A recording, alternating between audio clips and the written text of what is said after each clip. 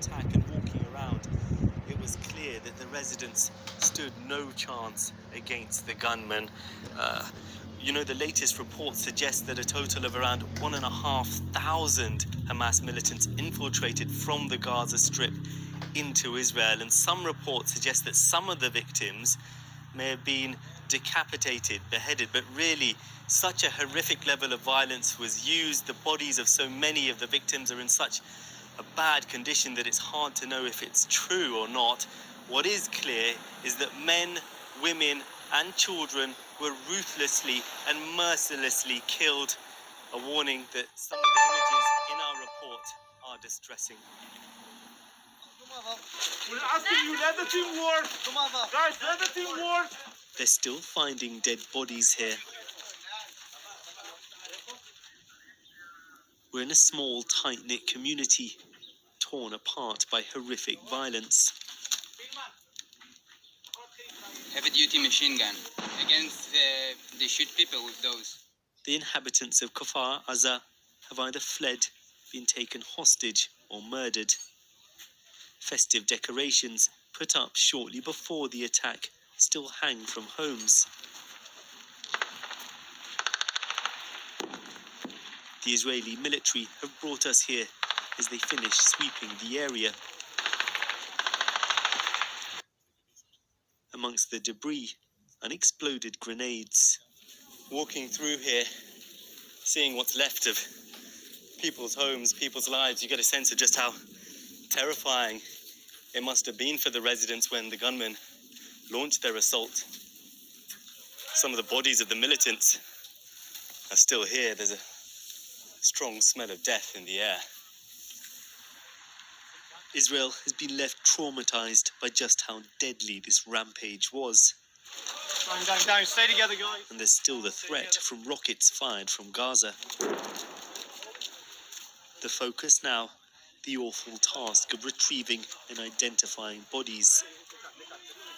This salvage team has just arrived here from the site of the massacre at a music festival. Some of them try to hide, and we see them in a position like defending position. And this is pretty much, you asked me about what I saw, the smell there, the thinking about what they had in their few seconds of life. And last one, about the freight, about the hard that they went through. Teachers Shlomi and Shah are just two of the hundreds upon hundreds of victims murdered in their homes. They believed in peace between the communities and sent their daughter Shir to a school with Jewish, Muslim and Christian children. She spent hours terrified and alone in a safe room whilst the attack took place. I couldn't turn on the lights. Will they hear me? Will they know I'm home? As we talk, warning sirens blare. As long as you're in Israel, you're a threat.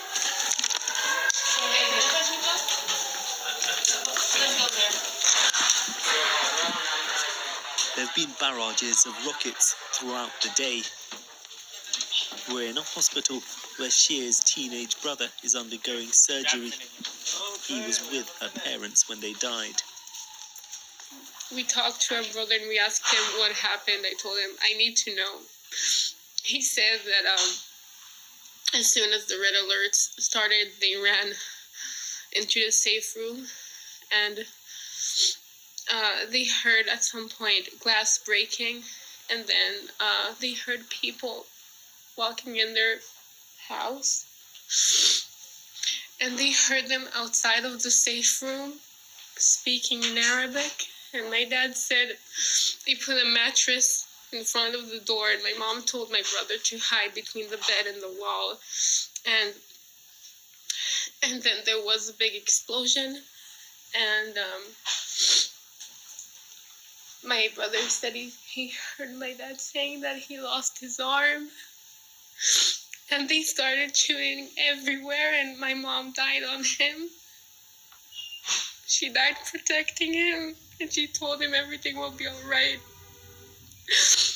And he was alone for so many hours, and he was wounded, and nobody could help him. this country is still trying to process what's happened. No one thought anything like it was possible under the watch of Israel's powerful military and intelligence services. What happened here is obviously so horrific, but speaking to relatives of the victims, there's also a lot of anger at how long it took Israeli forces to respond, why what more wasn't done to prevent the militants getting here in the first place.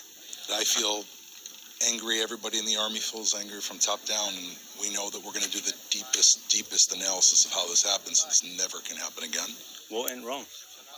You know, I think it's going to take us weeks and months to really figure that out, and we're going to do it because these are our people. Heavy artillery now faces off towards the Gaza Strip.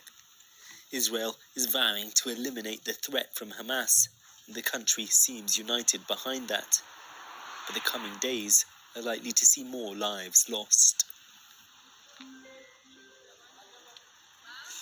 Well, today there have been further clashes between, or sporadic clashes at least, between Hamas militants and Israeli soldiers. There's also been a barrage of rocket fire coming out from the Gaza Strip, particularly targeting the southern city of Ashkelon.